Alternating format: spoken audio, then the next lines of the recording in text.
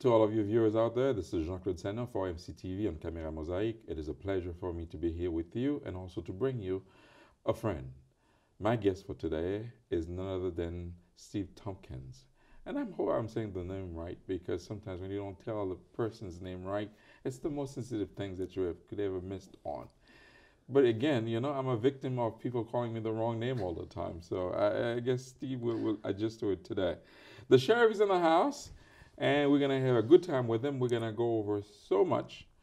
This is going to be different than what you have probably been to, because you're talking to a different community, a community that needs awareness, that needs a lot of education. So, number one, let me just welcome you and say it's a pleasure to have you here. Thank you, my friend. And you said the name correctly. Very good, very good. Let's go into the man himself. You know, because you haven't been in town for a long time, have you? Well, actually, I've been here quite some time. Is that right? Yeah, I came up at the end of the 70s. But after school, you left, though, didn't you? No, I stayed. You did? Yeah. Because the other day I had you say, well, I'm originally from New York. I am. Well, I was born in New York City, Okay. born in Spanish Harlem, and came up in the 1977 to attend Boston College. Okay. And graduated from Boston College and stayed. Now, when I went into television production, I did a lot of work back and forth between New York, California, and Boston. So there were good periods of time when I was not in the city, but I always kept a residence in the city. Very good, very good. But following that, you certainly do have, so communications was your number one major. How did you enjoy that? I enjoyed it tremendously, frankly. I think the spoken word is powerful. It gave me an opportunity to really understand and engage with people, which I believe serves me well in my present job. And so I was a communications major with a minor, if you can believe this, in theater. All right. No wonder why you and I are so close and becoming good friends nowadays, because these are the two things that have been my taste bud for at an early age. You know, I was an actor here in the city of Boston. Oh, okay. Doing French plays. No kidding. When we're talking about genre scene, so I'm not kidding, okay? Okay. You know, I would look at these books and memorize this whole thing, get on the stage and do the things. And as far as the radio industry and television, I've been in it since 1985. Okay. So no wonder why. You also have a degree in public affairs from UMass Boston. Okay. Yeah. So what happened is, and I know we're going to talk about my time at the Sheriff's Department, but I entered the Sheriff's Department in 2002 as the Director of Communications. In 2005, I became aware of the fact that there was a lot in my present job, or in that job, that I did not understand about public policy, about government, and so I went to graduate school and received a master's in public affairs from UMass Boston. And that certainly helps you navigate the newest jobs a little bit easier. You are engaged into several organizations, such as you are the Vice Chair of the Board of Trustees of Roxbury Community College. Yes.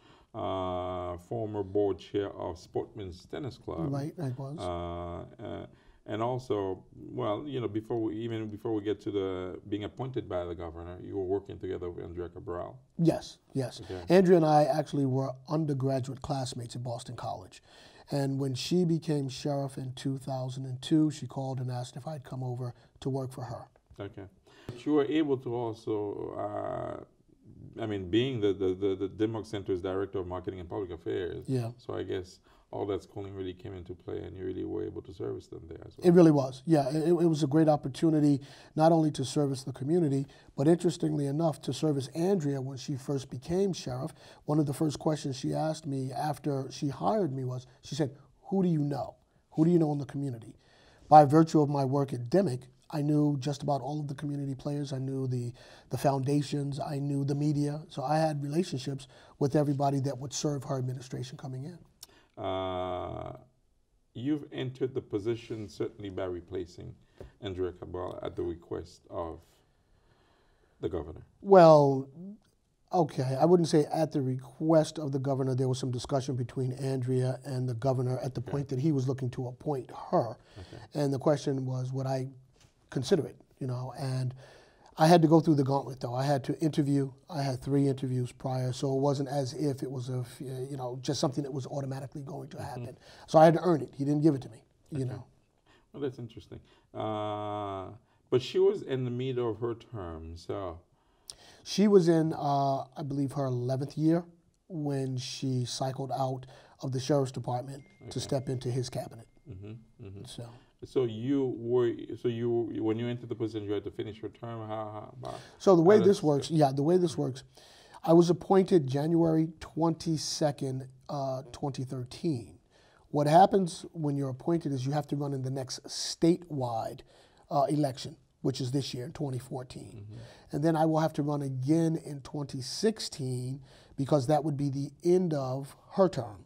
So they do not allow you to just ride out your predecessor's term. You actually have to run for office. And that position is for 6 years? Once you, and in 2016, God willing, I win. I will hold that position for 6 years.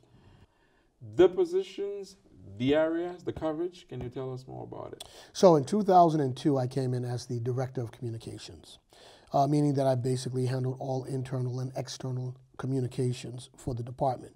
In 2005, I was pushed up to or promoted to the Chief of External Affairs, meaning that everything outside of the department fell under my purview. Community organizations, law enforcement agencies, the media, so on and so forth, foundations. I did that from 2005 to 2013, and then in 2013, I was promoted to sheriff. As a sheriff, and the ears of a lot of people who came from third world countries, a sheriff never resonated pretty well for some reason. Tell us, what is this positions involved? Well, I would look at myself as a different type of sheriff, and I will say this. In the Commonwealth, if you put together the African American demographic or the Black demographic and the Latino demographic, it's 17.7% or 18% of the Commonwealth. In my facility, that same demographic is north of 65%. So there's a lot of people incarcerated in my facility that looks like you and it looks like myself. My approach to this, and this is not in deference or saying that, an Irish sheriff or an Italian sheriff did their job drastically different, but our mandate is care, custody, and control. Care, custody, and control basically means keep citizens and their property safe. But I look at it also a little bit differently. And I start with the word custody. And if you look up the word custody in the dictionary, there's two meanings. The first is imprisonment, and that's what the taxpayers pay us to do, to keep their property and their persons safe. The second meaning, though, is guardianship. And that resonates loudly with my administration because what I'm trying to accomplish here is, one, keep kids out of jail.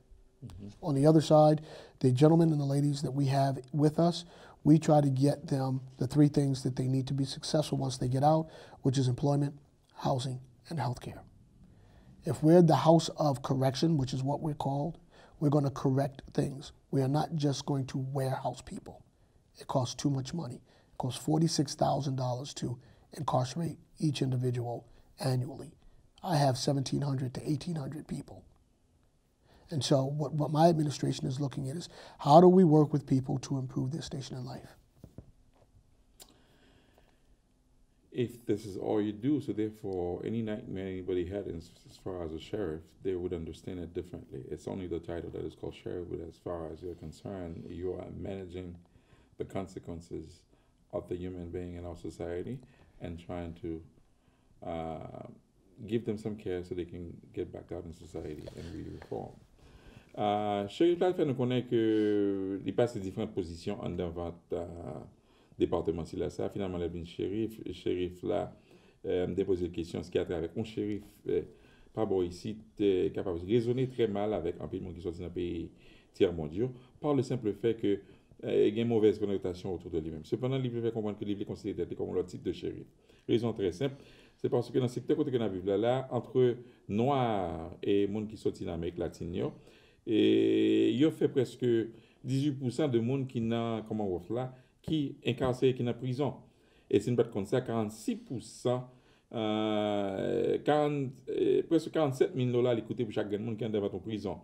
Il vient avec différentes approches, c'est prendre soin et contrôle de monde qui est en prison et puis les finir avec sécurité communautaire. Il y a un job c'est pour emprisonner monde et pour garder monde tout pour capable aider pour sortir sa carrière là. Il y a que travail en pile pour nous, c'est faire mon jeune travail et puis avec cas et soins de santé les absorti. Now, with that said, I remember going and clapping with the reentry program because her is small and I worked together as a member of the UMN. Yeah. So we were very happy when this program was, was entering, which is at its early stage anyhow. But Right. we want you to talk a little bit more about it, and also what is the Innovative Common Ground Institute? Well, let me start with reentry. So reentry is, listen, people for whatever reason, whatever they do to get themselves incarcerated are going back home. On average, women are with us for 8 months, men are with us for 14 months. You come to a county facility, which is what I oversee, if your sentence is 2.5 years or less. And so the question then becomes, how do you want people to return? How do you want them to go back home? In the same mental state that they were when they arrived at jail, worse or better? And so our belief is that through programming, we can help people return to their communities in a better state so that they do not recidivate or come back. The recidivism rate in the Commonwealth is almost 50%. And so we have to look at ways in which we can help men and women get employment, get housing, get health care. These are the 3 things that are crucial. Also, give them opportunities or give them the wherewithal not to re-engage with some of the activities or individuals that they may have frequented that may have led them to coming to jail, you see. And so the job of sheriff is, it's not just a jailer. It really is, to me, the way I see it, it's a social work job. You know, it's a way in which we can help people re-enter society so that they are productive citizens. And we do that through a myriad of programs. We place a heavy emphasis on vocational programs. Now, and reentry, how much does a quarry really affected one? Because well, interesting you should ask that question. The quarry, and I believe that we're going to have a couple of more steps to really have the quarry be effective. Look at it this way. So with the quarry now, you fill out a job application, they can no longer ask if you've been incarcerated, okay? But you fill out your job history, and there may be an 8 to 10 year gap that has nothing. And so the interviewer is going to say, so what were you doing in that 8 to 10 years, you see? What we look at through a program that we've created called a Common Ground Institute is how do we put a real focus on those vocations where people can get employment despite the fact that they have been incarcerated. And so what we look at is carpentry, landscaping, custodial maintenance or maintenance, cleaning buildings, painting, printing. 2 years ago, we started an urban farm. This year, we're starting a culinary arts program. So through that, and we talk to employers that work in those respective areas, and we say, look, clearly we've got guys that have been incarcerated. They've been away for a while, but they didn't just sit on their thumbs. They learned something. Mm-hmm. Would you take a shot with interviewing them? And we've actually been somewhat successful in getting guys jobs. Now, here's the thing about that. The demarcation line or the marker is 6 months. What we found is if a person stays on the job for 6 months, they're generally good to go. A lot of times they don't make it to that 6 month. And that's because a lot of these folks have never worked on a professional job site. And so we have to do what's called, simply put, attitude adjustment. We have to teach people how to conduct themselves on a professional job site. Punctuality, how you dress, how you conduct yourself if, in fact, you have a disagreement with your superior. You don't start getting confrontational. You have to find a way to be diplomatic and deal with that situation. So on one side, we're trying to get them jobs, but on the other side, we're trying to give them the life skills that they need to hold those jobs. Your coverage area for the selections, who are the people that, the constituents that work? Suffolk County is made up of Chelsea, Winthrop, Revere, and Boston, approximately 730,000 residents in our service areas. As sheriff, I supervise or manage the Nashua Street Jail, where pretrial detainees are held before going to trial, or if they cannot raise the money to bail out. The South Bay House of Corrections, where you go if your sentence is 2.5 years or less, and the Civil Process Division. And those are the guys that serve papers for a variety of reasons. I was asked to precisely asking you, the jail system here in Massachusetts, Right. there's so many of them and they have so many names. Can you at least educate us a little bit as far as the different? Well, there's two systems. There's Okay. the state system is the Department of Correction, Concord, Walpole, MCI, Shirley, and then there is the county system. There are 14 sheriffs. There's actually 13 counties, but there are 14 sheriffs. And it's broken up, the Commonwealth is broken up geographically. As I say, in Suffolk County, I've got 4 municipalities, but right next door, Middlesex has 54 towns and cities that they service. And so that's the difference. So one, if you're sentenced to 2.5 years or less, you go to a county facility. Anything over that, you go to a state facility. So 2.5? 2.5 years. If your sentence is 2.5 years or less. So you go to a county facility, like county mine. facility. Yeah. Like South South Bay. Yep. Okay. But anything over this, they're certainly entering into the Concord, Walpole, and all of this area. That's right. You oversaw the popular Jailbreak, Yeah. a program that directly targets youth at risk Right. and involvement in the criminal justice system. Now, as you're covering this with me, which is going to be probably news to a lot of folks, how do you deal with the diversity of the city of Boston in terms of outreach, which to me would help a lot in terms of curbing crimes? Right. We actually in 2005, I began a program called the Choice Program, wherein we assign officers. We have some of our officers go into the different schools. We began with the high schools. We then stepped down to the middle schools, and now there's some discussion about us going into some of the elementary schools. The reason I created that program was for this. One, I wanted kids to have an interaction with an adult in uniform when they were not in trouble. We thought that was highly important. The officers go into schools to talk about public safety, safeguarding yourself when you get on the internet, and so on and so forth. What we discovered when we went into a lot of the schools is that because of budget cuts, civics had been eliminated from the curriculum. And in the absence of civics, you're not really being educated about the strength of community and how community and government works together and the power of the vote. So we asked the schools if we could create a pretty simple curriculum, civics curriculum, which they said yes. And so now our officers also teach civics or talk to the kids about civics. That's one way in which we see it's beneficial for us to do outreach. The other way is that we also bring kids into the jail. And when you talk about Jailbreak, that program is a program where we have kids, particularly kids that you know are going to get in trouble, come in, and it's almost like a day in the life of being in jail. They're in a jumpsuit as if they were inmates. We lock their arms together to move them throughout the facility. And we also have inmates talk to them, to explain to them, when I was your age, these are the things that I did that got me where I'm at now. So what we try to do is dispel that belief that it's okay to go to jail. It is not okay to go to jail. And that program has really gotten a lot of great success because kids come out on the other side saying, this is not a movie, this is not a music video, this is real life. And when you go to jail, you lose your liberties. There are a couple of other ways that we do the outreach if you want me to stop there for a second. Yes,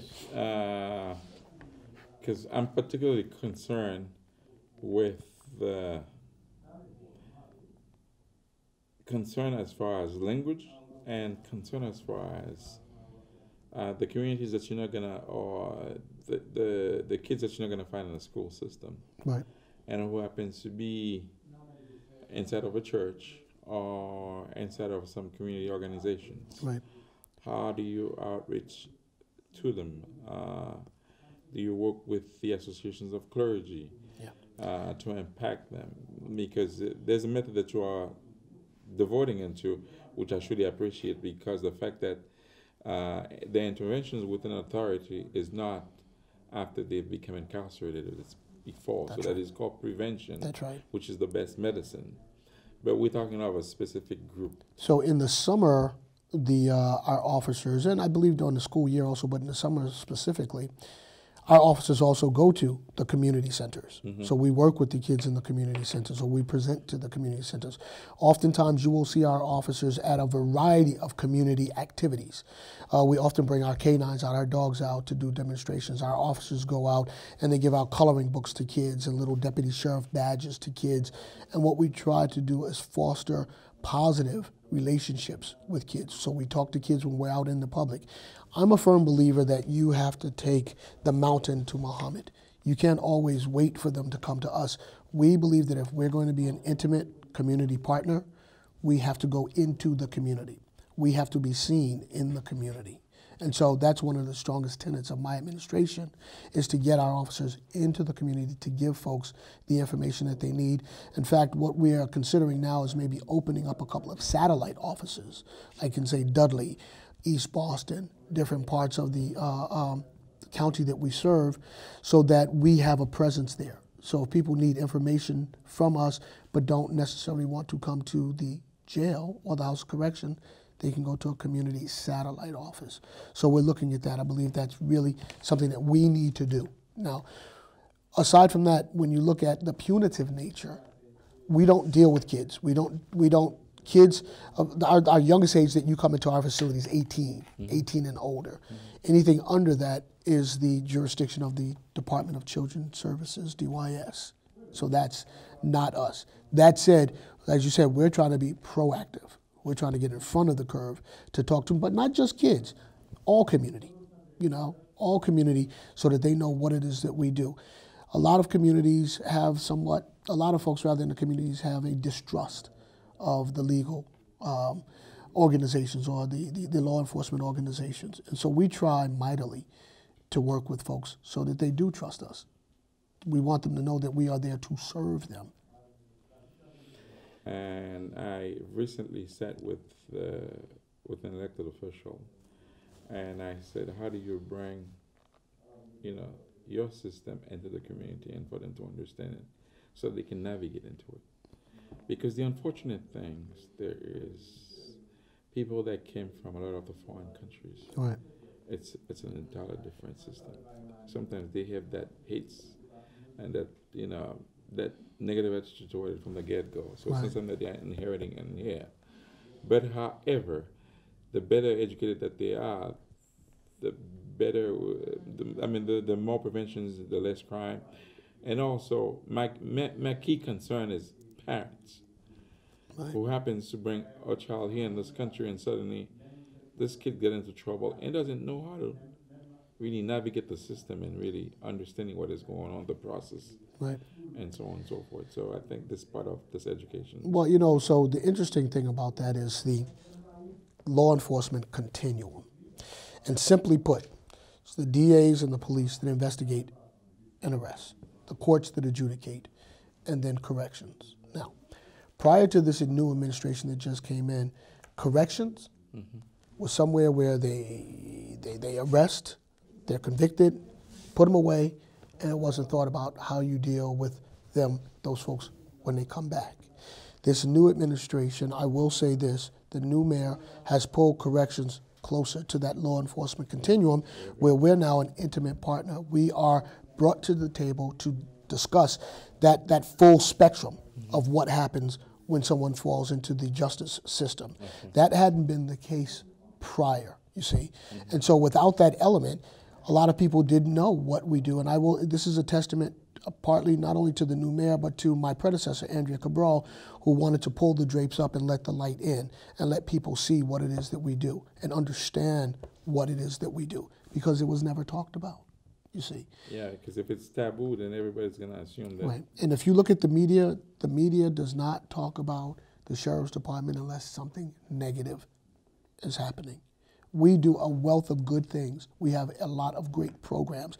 We have begged the media to do stories on a lot of the good, like the Common Ground Institute, the Choice Program, Jailbreak, nothing.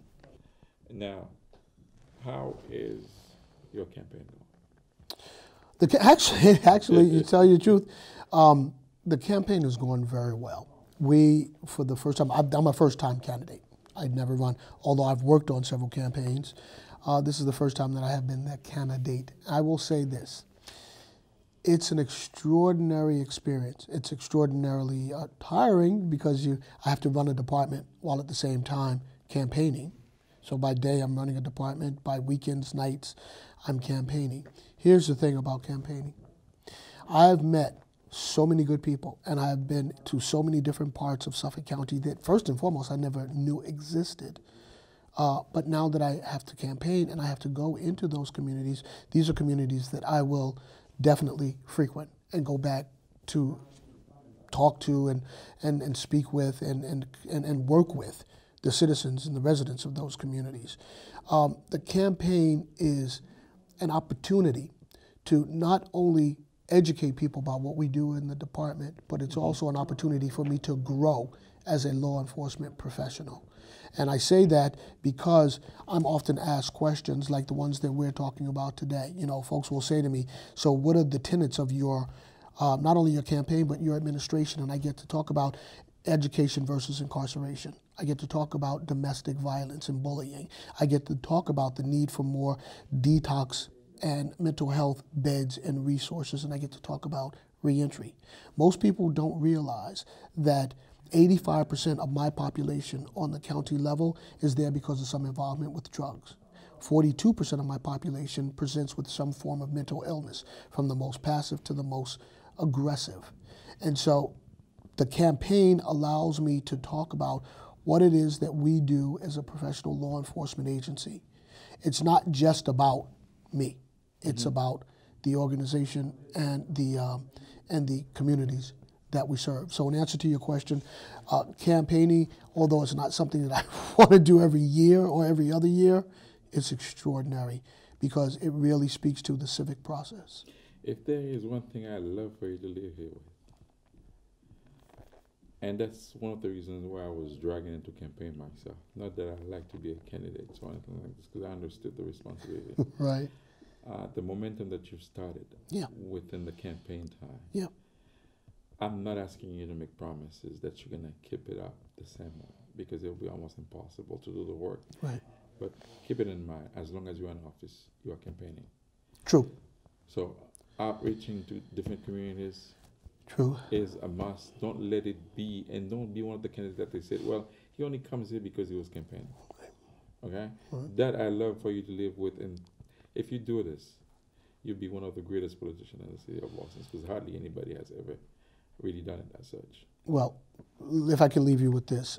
One, I give you my word that I will do that because it's important that we are seen. When I talk about the department and myself being an active community partner, that is what I must do. But when you talk about the campaign itself, I just want your viewers to know that I am on the ballot in September. September 9th is election day. I humbly ask for your viewers' vote. I would love to be sent back to the department to continue the work that we have begun. And it's not done in a vacuum, because law enforcement does not stop when an election is over. Being community involved and civically engaged does not stop when a campaign is over, particularly with what we do, particularly given the number of kids and folk of color that are in the penal system. I'm going to work mightily to turn that around as best I can, because when you take mom or dad away from the family unit, that family unit begins to deteriorate. And that has a total effect on society. So I give you my word that you will see me, I won't be as active as I am during the campaign, but you'll see us as active in other ways, because when I'm not campaigning, I'm still working the job. And to do that, you need to be seen, because if people don't see you, they forget you. Certainly. Your competitions, as far as the leaders that I've known, is Doug Bennett and William Hassan Smith. Is there another one? Yes, there is a Revere police officer named Jerry Goodwin, who jumped into the race near the end of April. Okay. Jerry is, like I say, a Revere police officer. If I might, yes, I have two Democrats. That would be Jerry Goodwin and Doug Bennett, and one independent, Hassan Smith. So Hassan goes automatically to the final. The thing that I will say, if you'll allow me, about Mr. Bennett is that he touts himself as Sheriff Bennett. There is no law policy that says you cannot call yourself something that you're not. He is not the sheriff. He is essentially deceiving the public by calling himself something that he's not. He actually introduces himself as the sheriff. He is not the sheriff. That's misrepresentation. Yes, yes. And so I would like your viewers to understand that Doug Bennett is not the sheriff. He's a gentleman running for the office. Now, speaking of Doug Bennett, which the Suffolk County, well, there was an issue back then, Hyde Park, which we're talking in 2013. Right. One of the owner of La Paix Barbershop have stated that Tompkins unlawfully pulled out his badges to intimidate for supporting Bennett. Right. How does this case ended up in the court, and what was the final?